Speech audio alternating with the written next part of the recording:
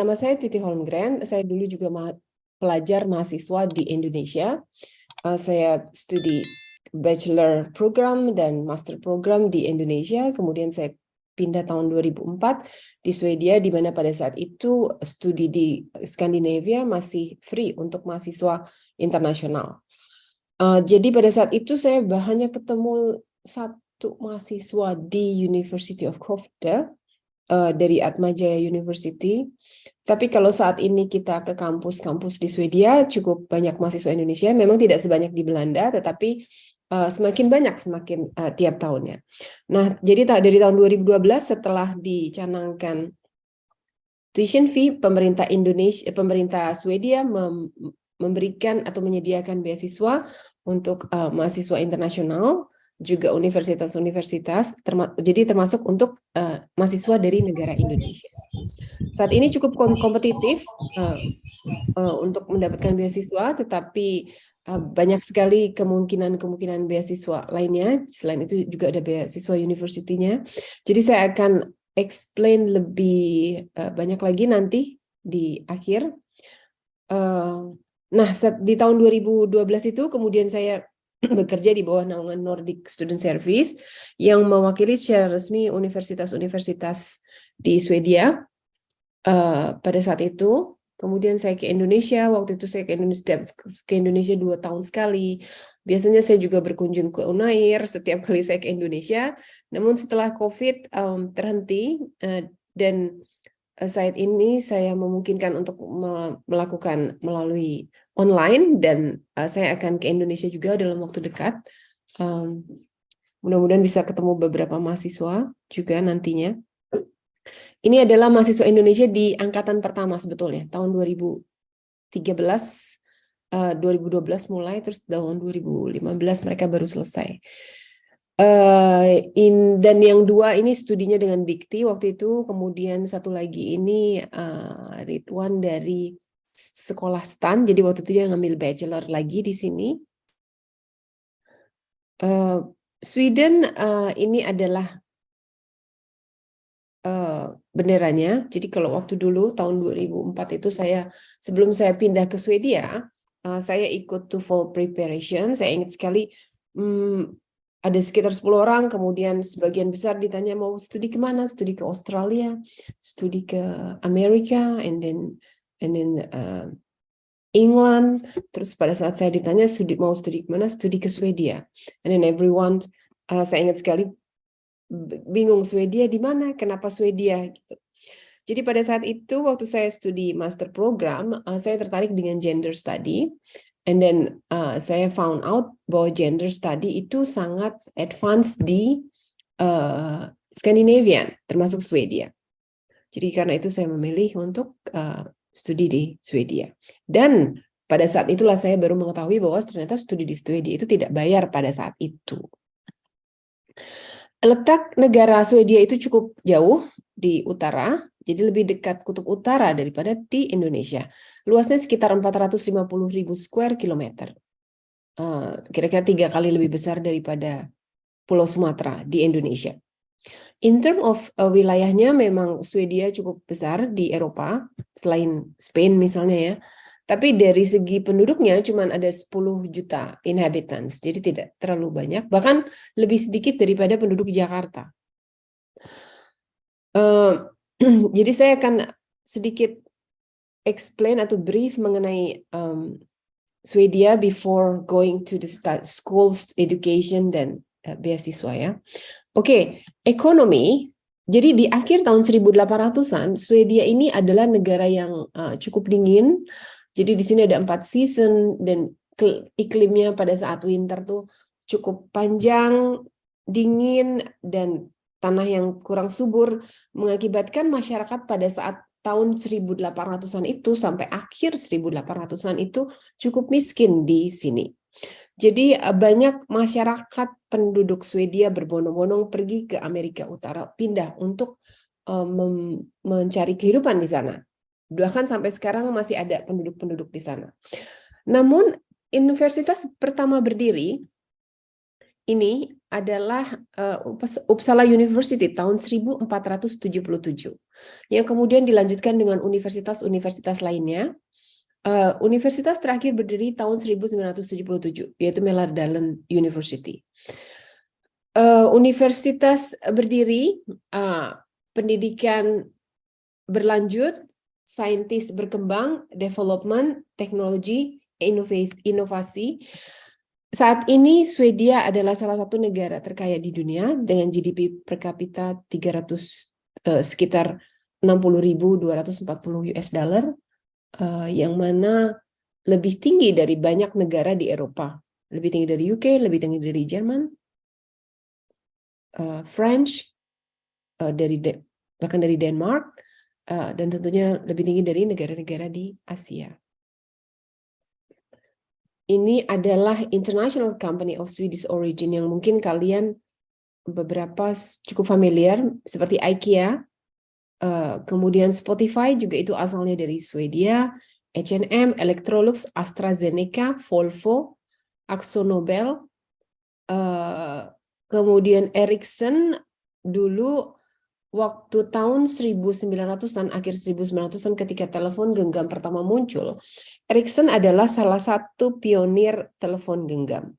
Jadi waktu itu bentuknya masih tebal sekali dan berat seperti batu bata, mungkin tidak seperti sekarang yang sangat canggih. Jadi pada saat itu saya ingat sekali itu telepon pertama saya yang saya punya. Kemudian beberapa saat kemudian muncul dari Finland yaitu Nokia. Jadi belum ada iPhone pada saat itu, dan kemudian bermunculanlah telepon genggam merek lainnya.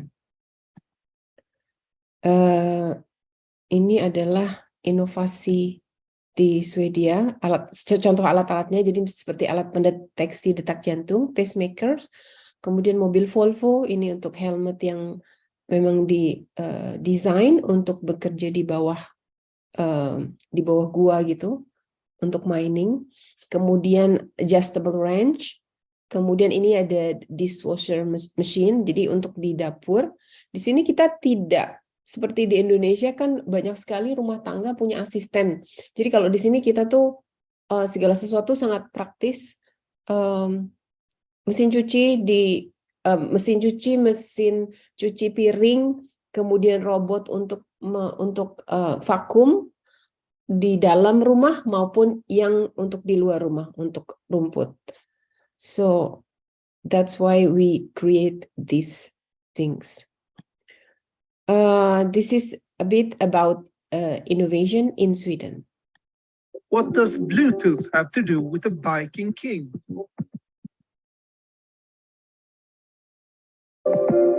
Developed by Swedish company Ericsson, Bluetooth is named after Danish King Harald, who allegedly had a Bluetooth. The Bluetooth technology unites devices, like old Harald once united Denmark and Norway in the 10th century. And a fun fact, if you combine the rune letters H for Harald and B for Bluetooth, you get the iconic logo. You probably use Swedish innovations every day, perhaps without knowing it. Skype, Pacemaker, Spotify. Here are even 2 Swedish innovations in one. In 2021, Sweden ranked 2nd in the Global Innovation Index. We have a few ideas why. Sweden introduced compulsory schooling already in 1842, a vital component in the country's journey from poor agriculture nation to innovation leader. Today, about 1/3 of the population has post-secondary education. In the 1990s, the Swedish government pushed out a widely developed broadband network, and Swedes got a head start in the digital era. In 2016, a new goal was set to get all of Sweden connected to high-speed internet by 2025. Committed to innovation, Sweden usually invests more than 3% of the country's GDP in research and development. Most of the money comes from the private sector, and around 1/4 is public funding. Some argue that the long, cold winter season in Sweden encourages would-be innovators to stay indoors and hone their skills and develop their ideas. If that's true, the Swedish spirit of innovation may just be the force of nature. When more industries are looking for green alternatives, the Swedish focus on sustainability is a competitive advantage. Batteries, zero-emission steel, factories powered by green energy, and products made of recycled materials. They all rely on innovation. Swedish Ocean Bird will pioneer wing sails to power large ships, reducing emissions up to 90%. Although the sails may have more in common with modern aeroplane wings, we believe Harald Bluetooth would have been proud.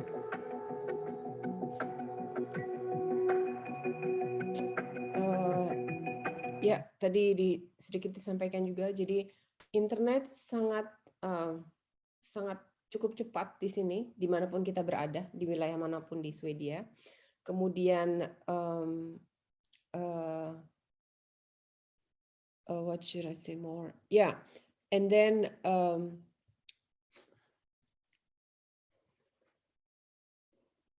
about sustainability. So Sweden itu terdiri dari sebagian besar terdiri dari hutan, sekitar 85% wilayahnya. Jadi masyarakat sangat respect dan mencintai lingkungan. Anak-anak dari masih kecil itu sudah terbiasa untuk berada di luar, adalah menjadi bagian daripada pelajaran atau pedagogik kehidupan sehari-hari di sekolah dari TK. Jadi dimanapun kita tinggal, baik pun di kota, biasanya it's not far from where we are. Itu ada path walk and then we go to the nature. So that's why sustainability itu sangat penting di sini. This is another focus in the development of Swedish society. Jadi selain daripada tadi teknologi, di sini itu masyarakat juga kita jarang menggunakan cash. Hampir tidak pernah saya punya cash. Jadi kita kemana-mana selalu bayar pakai kartu atau pakai telepon, itu mudah sekali. Begitu baik dengan kendaraan umum ataupun belanja yang kecil pun kita tidak menggunakan cash di sini. Kembali lagi ke sustainability. So this is students in the university. Mahasiswa itu tidak ada yang bawa motor, apalagi bawa mobil ya. Jadi mahasiswa internasional maupun lokal itu biasanya naik sepeda atau jalan kaki atau naik kendaraan umum, dan masyarakat juga di-encourage untuk menggunakan kendaraan umum. Biasanya masyarakat yang tinggal di luar kota itu kita parkir di stasiun, and then dari stasiun untuk pergi ke kota kita naik bis atau kendaraan umum. Jadi bukan tidak mungkin, kadang-kadang kita bisa ketemu pejabat pemerintah di Stockholm yang naik kereta karena mau meeting ke luar kota misalnya. Jadi bahkan Prime Ministernya juga demikian. Jadi tidak seperti di Indonesia. Mungkin kalau di Jakarta saya lihat suka naik mobil dengan para ajudannya gitu yang mengikutinya. Kalau di sini tidak demikian. Jadi transportasi sangat mudah, baik dalam kota, antar kota, bahkan antar negara di Eropa. Mahasiswa dari luar negara yang di Eropa Union itu mereka biasanya naik kendaraan umum juga. Mahasiswa dari Swedia juga yang misalnya mahasiswa internasional mau jalan-jalan ke Eropa, negara Eropa lainnya itu bisa karena biasanya punya izin tinggal Schengen, jadi bisa ke negara Eropa lainnya, bisa naik bis, bisa naik kereta, dan kendaraan ini hampir 24 jam. Kalau di Swedia sih sampai 24 jam itu selalu ada, jadi tidak perlu khawatir untuk kendaraan. Masyarakat juga di-encourage untuk membeli mobil environmental friendly, jadi tidak menggunakan bahan bakar atau bensin. Di sini penjualan mobil dengan elektrik itu sangat tinggi dan semakin tinggi. Jadi direncanakan di tahun 2030 tidak akan ada lagi mobil dengan penjualan yang mobil itu menggunakan bahan bakar atau bensin. Kendaraan umum itu menggunakan biogas hampir 100%, direncanakan 2025 akan mencapai 100%. Jadi sampah-sampah rumah tangga itu didaur ulang 99% didaur ulang menjadi produksi dan energi. Jadi di rumah-rumah ini, di rumah tangga kita memilah-milah sampah sedemikian rupa sehingga teratur di bagian-bagiannya. Jadi di rumah tangga kita ada kontainer yang diberikan oleh pemerintah. Di kontainer-kontainer itu sudah terpilah-pilah. Jadi kalau kita mau buang karton di satu kontainer itu ada bagiannya, di karton, bagian karton, kertas, kemudian barang-barang pecah belah atau botol-botol yang tidak berwarna, yang berwarna juga di bagian yang lain, kemudian metal, keramik, ya, kemudian sampah organik dan tidak organik, jadi semuanya terpilah-pilah. Jadi anak-anak saya dari masih kecil ini mereka sudah terbiasa dan tahu gitu bagian-bagiannya. Dan di tempat-tempat umum pun juga demikian. Jadi seperti ini. Ini kalau di rumah, tapi di luar dari rumah tuh biasanya kita ada kontainer 2 yang dipilah-pilah juga. Nah, untuk sampah-sampah yang besar itu di setiap municipality atau di regional kita itu selalu ada tempat seperti ini. Ini namanya untuk pembuangan sampah. Jadi setiap kontainer-kontainer besar ini itu ada bagian-bagiannya. Jadi kalau masyarakat mau buang microwave yang tidak dipakai, kulkas yang tidak dipakai, kursi, meja itu ada bagiannya. Jadi di bagian kayu, di bagian baju-baju juga ada, sepatu, kemudian kalau batu-batu juga ada. Mau buang tempat tidur misalnya sofa, baterai-baterai atau berbagai macam sampah rumah tangga yang dibuang di sini. Jadi di sini ini adalah petugasnya. Jadi semua sampah-sampah ini di recycle. Jadi ini kira-kira rata-rata 99%-nya itu diproduksi lagi menjadi energi. Ya. Jadi botol-botol yang kita pakai minum itu misalnya aqua atau can itu biasanya ada barcode-nya yang mana kita bisa bawa ke supermarket untuk kita kembalikan, di-scan lagi, lalu kita dapat 1 kronor atau 2 kronor gitu ya. Jadi tidak dibuang. So this is about waste in Sweden.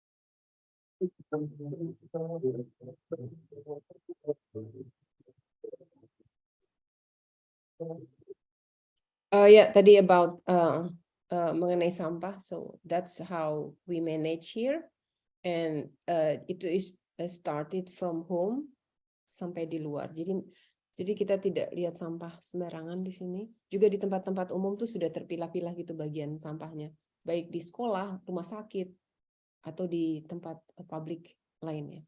Ya. So this is second hand. This is how we do in Sweden. Second hand it's very popular di sini. Jadi masyarakat itu terbiasa untuk beli baju second hand. Jadi baju-baju yang kita pakai dan kita tidak ingin pakai lagi, misalnya yang kita punya tapi tidak ingin kita pakai lagi, kita bawa ke second hand. Ada second hand yang menerima untuk membeli, tapi ada juga second hand yang kita donate saja kepada mereka. Jadi itu ada. Mahasiswa internasional biasanya mereka tidak membawa baju-baju banyak, terutama untuk winter. Mereka biasanya ke second hand untuk beli jaket-jaket winter misalnya. So that's about the sustainability. Equality itu juga merupakan Swedish society itu based on the conviction that everyone is equal di sini. Jadi equal itu equal berdasarkan jenis kelamin, misalnya wanita dan pria. Jadi tidak juga equal dari ethnic origin, politik, pandangan politik atau agama, mental or intellectual disability. Jadi semuanya equal. Contohnya, misalnya di universitas dan di tempat publik misalnya, itu selalu ada akses untuk yang disable gini, yang menggunakan kursi roda. Jadi kalau dilihat, kalau kamu studi ke sini di universitas itu pasti ada kalau bertingkat berarti ada liftnya gitu, karena untuk yang disable. Begitu juga di sekolah, begitu juga di supermarket, so everywhere. Kalau kita membangun rumah juga, di situ biasanya ada ketentuan harus ada satu toilet yang untuk disable, ya, atau yang menggunakan kursi roda. Kemudian mahasiswa di universitas atau pelajar yang memiliki misalnya disleksi. Contohnya disleksi itu adalah ketidakmampuan untuk membaca secara baik, bisa membaca tapi tidak mampu secara baik untuk merangkum atau tidak kuat untuk membaca. Jadi ada bantuan gitu berupa pedagogik resource. Kemudian juga mahasiswa yang misalnya tidak bisa melihat, blind, mahasiswa yang tidak bisa mendengar, itu juga ada bantuan dari program dan personal. So you don't need to worry. Everyone's gonna get help here. The equality di tempat kerja pun demikian. Jadi antara atasan dan bawahan itu sama. Kita tidak di sini kita tidak biasa panggil Pak atau Bu. Bahkan di kampus juga antara pengajar dan mahasiswa juga kita biasanya cuma panggil nama. Jadi it feels like a friend. Saya ingat waktu saya studi master itu dengan dosen pembimbing saya, itu kita kadang-kadang keluar gitu, minum kopi bersama sambil ngobrol dengan beberapa teman yang juga dalam satu grup. So, kemudian pada saat disertasi pun demikian. Kalau saya ingat, kalau waktu di Indonesia dulu, saya nggak tahu apakah sekarang masih sama. Jadi saya duduk sendiri, kemudian dosen penguji itu di depan, termasuk dosen pembimbing saya juga ada di depan. Jadi rasanya seperti benar-benar di pengadilan gitu. Sementara kalau di Swedia itu bentuknya kita nggak duduk sendiri, tapi kita duduk kita duduk di depan berhadapan dengan oponen. Jadi we have the same row gitu ya. And then oponen ini adalah rekan-rekan kita juga yang memang ditunjuk dan mendapatkan tugas. Jadi saya juga mempertahankan disertasi saya, tapi juga saya akan mendapatkan tugas sebagai oponen. So that's part of the course juga di program studinya. Jadi I didn't feel that it was pressure at all actually. So this is about the parents. Parental leave di Swedia itu ada 480 hari dan itu dibayar. Jadi kita bisa libur kalau satu anak kita dapat 480 hari. 480 hari ini harus dibagi dua antara ayah dan ibu. Jadi ada di masa ayah-ayahnya ini harus ngurusin anaknya, ibunya bekerja gitu ya. Dan ini bukan berarti harus diambil langsung. Jadi biasanya banyak yang misalnya seperti saya ambilnya 1 bulan untuk tahun ini, tahun depan kita ambil lagi 1 bulan lagi, tapi tidak boleh bersamaan dengan pasangan gitu. Jadi harus bergantian. Lalu 480 hari ini berlaku sampai dia usia 12 tahun. Jadi kalau anaknya ada 2 berarti 480 hari kali 2. Gitu ya. And then di public area gitu kayak di restoran atau di mall itu biasanya ada untuk changing diaper. So that room it's for both untuk ibu dan ayahnya. Jadi juga bukan cuma ibunya saja. So there is no such mother's room di Swedia karena ayah pun akan juga memerlukan ruangan tersebut. Okay, it's a Nobel Prize. Alfred Nobel adalah seorang penemu dinamit. Dia berasal dari Swedia. Dan dia mendapatkan hak paten atas penemuannya itu di tahun 1867 yang menghasilkan income cukup besar yang mana diberikan kepada para pemenang Nobel setiap tahunnya. Yang itu diberikan, jadi sebelum dia meninggal dia memberikan hak patennya tersebut, funding di organisasinya untuk para pemenang Nobel Prize. Jadi di komite ini, di Royal Swedish Academy of Science, itu terdiri dari beberapa profesor-profesor yang dari universitas-universitas di Swedia yang menentukan siapa yang menjadi calon pemenang Nobelnya. Biasanya ada nominasi, kemudian pemenangnya telah disebutkan. Untuk tahun ini sudah disebutkan satu-satu sih pemenang Nobel Prize-nya, dan biasanya setiap tanggal 10 Desember itu ada acaranya, event di Stockholm. Dan biasanya ada beberapa pemenang Nobel itu melakukan seminar atau public course gitu, public seminar yang bisa untuk mahasiswa-mahasiswa yang mau datang di Swedia. Jadi ada juga beberapa mahasiswa yang saya dengar kalau mereka datang untuk studi di Stockholm, wilayah Stockholm itu karena pengen hadir di salah satu guest lecture-nya si pemenang Nobel Prize. Gitu. Biasanya pemenang Nobel Prize fisik, kimia gitu ya. So this is interesting. Kecuali Nobel Prize Peace itu dilakukan di Norway. Nah, pemenang Nobel Prize ini biasanya secara seremoni diberikan oleh raja dan ratu. Jadi di Swedia itu adalah monarki, ada raja, ada ratu, dan kemudian ada ini calon ratunya nanti. Iklim, mungkin ini yang bisa menjadi banyak pertanyaan. Iklim di Swedia ada 4 musim. Jadi ini kalau mahasiswa yang exchange datangnya pada saat autumn season, it's gonna look like this. It feels gonna be different kalau studi pada saat spring season. So this is autumn, very colorful. Sometimes a lot of rain, and then daun-daun mulai berguguran pada saat ini karena sudah end of autumn season. So it's coming in November, December. So it's gonna be like this, about snow -degree. Kemudian waktu harinya pendek, jadi gelapnya tuh, kalau saya kan tinggal di South, itu dari jam 3-4 gitu sudah mulai gelap. Kemudian terangnya lagi sekitar jam 7 atau jam 8 pagi. Kalau di utara itu lebih pendek lagi harinya. Jadi kalau kuliah di Umeå University, kemudian puasa, jarak puasanya, waktu puasanya tidak terlalu panjang. So this is the Northern Light, and you can see anywhere in Sweden. It depends on the time and the period, dan kalau pas lagi. Dan biasanya kita bisa lihat kalau kita tinggal di suburb, because the not so many light. Jadi kalau di city it's too much light. In the suburb you can see this. Biasanya bulan Oktober, November, Desember, January, February. It's very beautiful. And this is the summer. So the summer is gonna look like this. Ini early summer.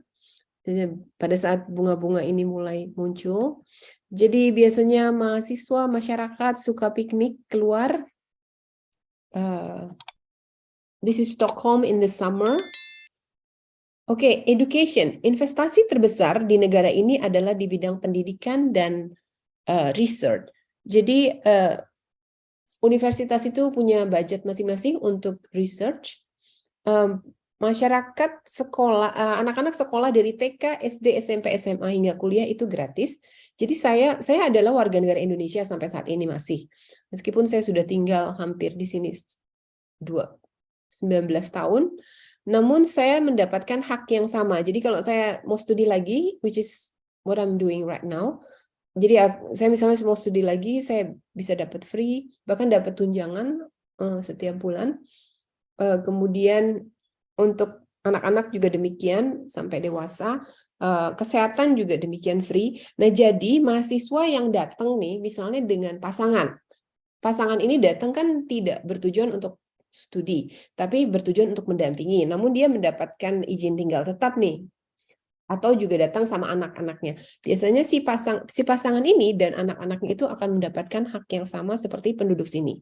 Jadi mendapatkan bisa kuliah gratis, bisa studi gratis maksudnya, bisa juga anak-anaknya juga mendapatkan studi free. Demikian juga tunjangan kesehatan itu free untuk anak-anak. Kalau misalnya untuk dewasa kita ada kayak budget, jadi sekitar 2.000 Swedish crown per tahun. Kalau lebih dari itu maka akan dibayarkan oleh pemerintah. Namun untuk obat-obatan dan yang lain-lainnya itu free. So that's jadi PhD. Jadi untuk budget research tadi itu di setiap universitas biasanya ada PhD position yang akan diberikan kepada PhD position ini. Jadi untuk PhD studi di Swedia itu bentuknya seperti employee, jadi di hire and then you get salary every month. You're gonna work as a researcher, tapi juga teaching termasuk. Tapi at the end after 4 years kamu akan dapat title PhD, and then biasanya kamu bisa kerja dan akan dapat izin tinggal.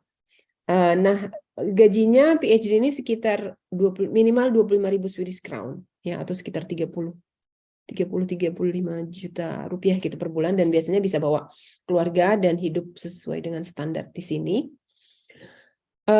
Banyak mahasiswa Indonesia yang studi PhD biasanya pada umumnya itu mulai mereka studi master dulu di sini kemudian mendapatkan posisi PhD. Tapi ada juga beberapa yang apply PhD dari Indonesia and then they got position and then they come to Sweden. Okay, so that's about education. Ini adalah education system yang mengikuti Bologna system di Eropa Union. Jadi secondary education ini adalah SMA, kemudian ada sekolah vokasi here, and then the kandidat examen itu bachelor program. Bachelor itu lamanya 3 tahun kalau di sini. Kemudian lanjut ke master. Master ini ada yang 2 tahun, ada yang 1 tahun, ada juga yang di-create bisa 2 tahun, bisa 1 tahun. Jadi mahasiswa yang misalnya mau apply studi untuk 2 tahun misalnya. Terus setelah datang ke Swedia, terus belajar, and then rethink again, and then okay, I think I would like to take just 1 year. Jadi kamu bisa diskusi, okay, bisa nggak saya ambil 1 tahun? So that's usually possible, terutama untuk bidang studi ekonomi and social science. Nah, untuk kemudian selanjutnya doktor atau PhD ini lamanya 4 tahun. Jadi mahasiswa biasanya mendapatkan izin tinggal tetap kalau sudah ngambil PhD ini. Nah, untuk mahasiswa yang ingin bekerja, jadi mahasiswa internasional yang ingin bekerja itu boleh pekerjanya boleh terserah gitu, mau part-time, temporer, bahkan untuk full-time juga, selama mahasiswa itu mampu mengatur. Jadi tidak ada ketentuan berapa banyak kamu boleh bekerja. So it's your own responsible. Tapi mahasiswa boleh bekerja, dan setelah selesai studinya 2 tahun atau 1 tahun, kalau misalnya mau cari kerja lagi, boleh memperpanjang izin tinggal selama 1 tahun untuk mencari kerja. Tapi kalau setahun nggak dapat, ya harus kembali lagi. Tapi kalau dalam setahun itu dapat kerja, ya udah bisa lanjut staying in Sweden. This is academic year in general. Itu mulainya September, ya, autumn season, and then ada 2 periode, exam, begitu juga after Christmas break itu ada 2 periode dan 2 periode exam. And then summer break. Summer break ini biasanya lama sekali, antara Mei sama September. So that's takes, biasanya mahasiswa internasional atau Indonesia ini suka berpikir, aduh kalau gitu saya pulang saja. So that's possible. Tapi mahasiswa yang kuliah dengan beasiswa, biasanya beasiswa tidak akan memberikan tunjangan untuk pulang di tengah-tengah masa studi. Jadi harus bayar sendiri. Nah biasanya daripada bayar sendiri, saya biasanya kasih saran kepada mahasiswa. Bisa bekerja, cari kerjaan, summer job, a lot of summer job here. Bisa praktek kerja juga misalnya di lab, di kampus. Bisa juga mau kerja summer di negara lain di Eropa, that's possible karena kamu akan dapat Schengen visa yang mana bisa ke negara lain. Mau ngambil courses di negara lain juga bisa di Eropa Union atau Schengen, so that's always possible. Atau hanya mau jalan-jalan saja. Biasanya universitas juga punya program for international student untuk trip misalnya, to go to the north, to see the northern light, and many trip.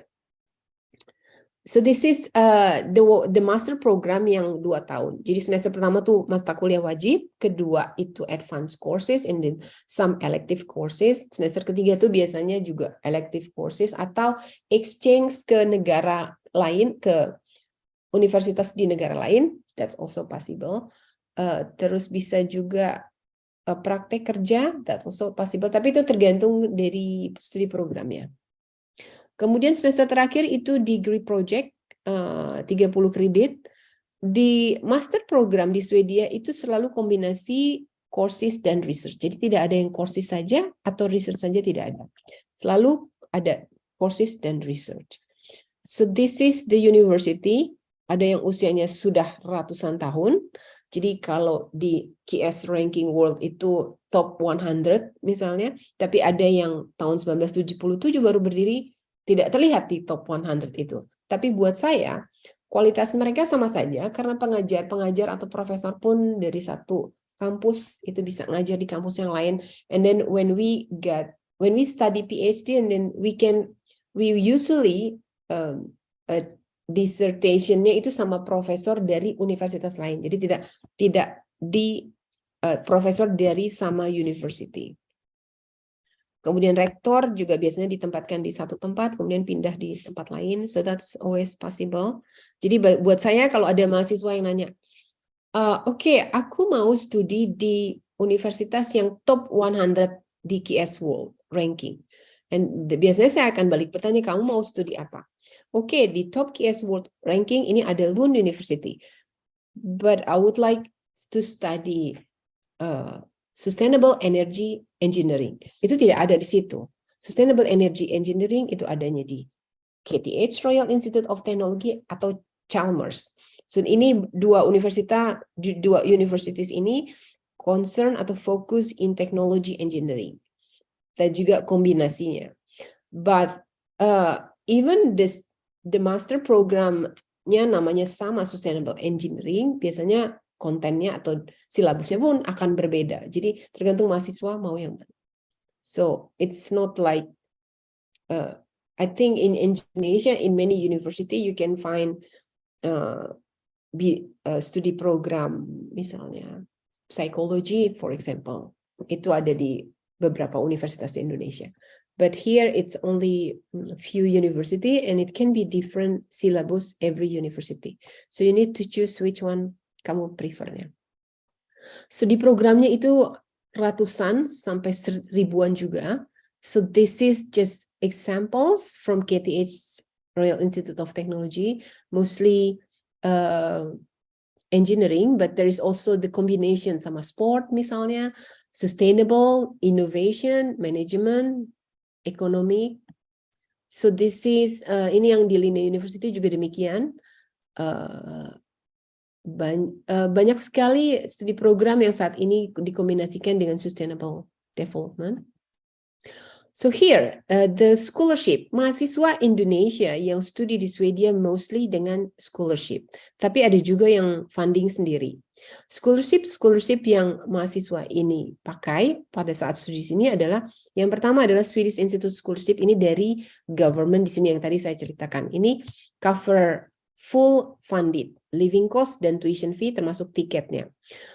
Living cost-nya 11.000 Swedish crown per bulan, itu sudah cukup untuk transportasi, accommodation, dan lain-lainnya untuk hidup. Kemudian Swedish University, semua universities in Sweden juga punya scholarship. Tapi biasanya scholarshipnya ini hanya cover tuition fee. Semakin besar university-nya, biasanya budget yang diberikan untuk beasiswa itu semakin besar, artinya jumlahnya. Jadi karena budget ini dari pemerintah, yang mana diberikan tergantung dari kapasitas dari universitas tersebut. Kemudian di setiap university juga kadang-kadang ada program-program tertentu yang ada beasiswanya. Kadang-kadang beasiswa itu biasanya funding dari private sector atau non-government organization sektor, yang mana untuk riset tertentu. Jadi mereka akan memberikan beasiswa misalnya untuk 2 mahasiswa dari Indonesia misalnya waktu itu. Jadi mereka mengadakan satu kuis mengenai untuk studi program water resource engineering. And then some other time it was like sustainable development, I think. So it's gonna be different every year, tergantung studi programnya. Kemudian yang keempat ini Erasmus Mundus. Ada banyak mahasiswa juga yang studi dengan Erasmus Mundus. Jadi 1 tahun di Swedia, 1 tahun di negara lain di Eropa. Erasmus Mundus ini juga biasanya cover living cost dan tuition fee. Nah, kemudian yang kelima juga ada ini dari grant. Kalau ini berupa amount, the amount is that you can use to pay the tuition fee, some part, and then you can also for the living cost. Ya, but this is ini spesial untuk energy atau electric energy engineering study sama ICT. Ini juga bekerja sama-sama Chalmers. So this one gonna apply different side untuk AIT. Kemudian di T dan LPDP juga banyak mahasiswa yang studi dengan di T dan LPDP. Lalu dari government institution lainnya di Indonesia. Jadi pernah mahasiswa Indonesia yang studi dengan beasiswa dari Departemen Agama, pernah dari Departemen Komunikasi misalnya. So that's possible. Kalau saran saya, coba semua beasiswa yang ada, kita belum tahu jodohnya di mana. Tapi kalau keterima semuanya, ada dulu pernah beberapa mahasiswa keterima 3-3-nya atau 4, but they have to choose one, okay? So cannot take, kecuali kombinasi ya. Jadi misalnya kombinasi kalau Swedish University itu hanya tuition fee saja, lalu dari LPDP atau dari government institution di Indonesia memberikan living cost, that's possible. So everybody speaks English. The programs for international students are in English. So the university has a long tradition punya international students. So we get used to it. Dan masyarakat juga bisa speak English meskipun bahasa aslinya bahasa Swedia. Mahasiswa internasional diperbolehkan untuk ngambil atau belajar bahasa Swedish for free. You just register when you come to Sweden. But everybody speaks English, jadi kamu nggak perlu khawatir kalau pergi ke supermarket, belanja, atau kemana-mana ya. This is the Indonesian student angkatan tahun 2014, kalau tidak salah. So, ini 2 dari Surabaya, ITS, dan saya lupa Margareta dari mana. Kemudian dari UI, dari Presiden University. So that's mereka udah selesai studinya. So before end of the presentation, saya ada ini dari Chalmers University. Video.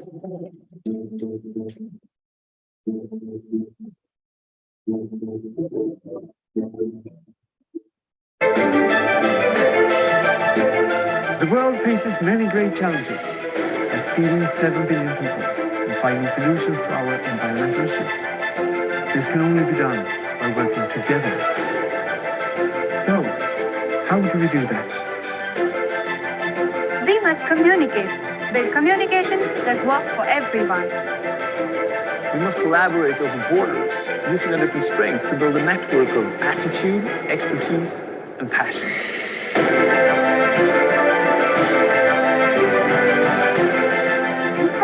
My friends and I work on real-world problems. This environment encourages free thinking, creativity, and innovation. In a study setting that provides this, breakthroughs are natural. That's when the magic happens. We work with real-time problems, problems that companies and people face every day. That inspires us and challenges us to solve their needs. Imagine your teachers also conducting top-notch research, sharing their ideas and inspiration. Everything is connected. We can see the big picture, exploring areas that we never even thought of. We're seeing patterns in a way nature and life works.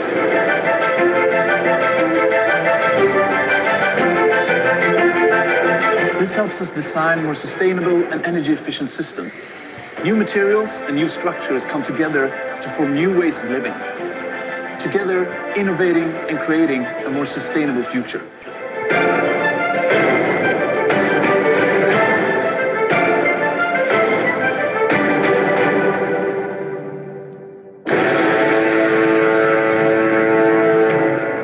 Okay, so here is one more.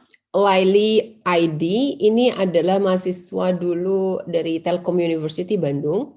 Dia studi master program di KTH.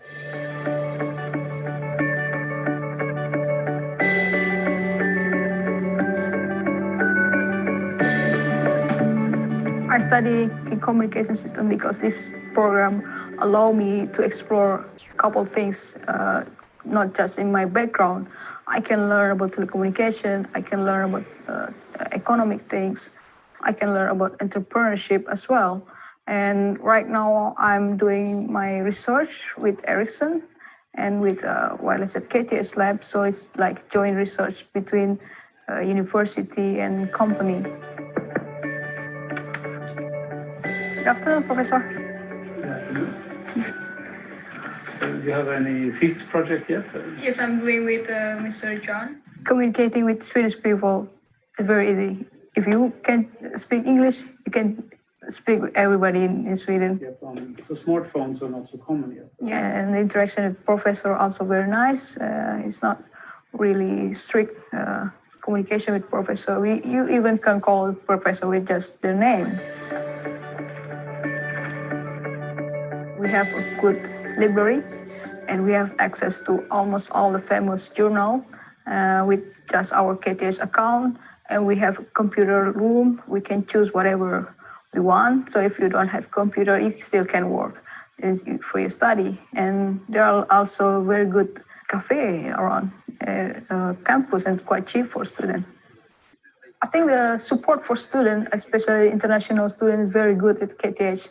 My coordinator program very supportive about, even she helped us when we got problem with SL card, things like that. Very small thing, but very good, and it proved to us how KTH very care with their students, especially international students, to adapt quickly with the situation here. Stockholm, absolutely one of the most beautiful city in Europe. It's surrounded by garden and water, and the air is so clean, and it keeps changing the face all over the year. So if you come during the summer, it will not the same if you come during the autumn. So it's very hard to get boring if you live in Stockholm. Just stay in the city is quite very nice. I quite several future plans after finishing study in KTH. One of that absolutely continue to PhD, probably in Sweden as well, because I know that they have very good research education. I absolutely always encourage my colleagues in Indonesia to go to Sweden, especially apply to KTH, because this is absolutely one of the most good university in Sweden. And also there are a lot of scholarship opportunities, so why not try?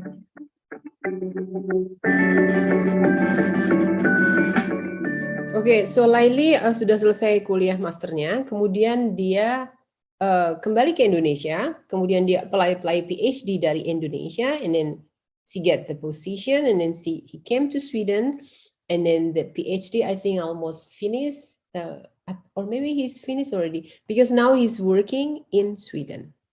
So ya itu dari saya untuk info session hari ini.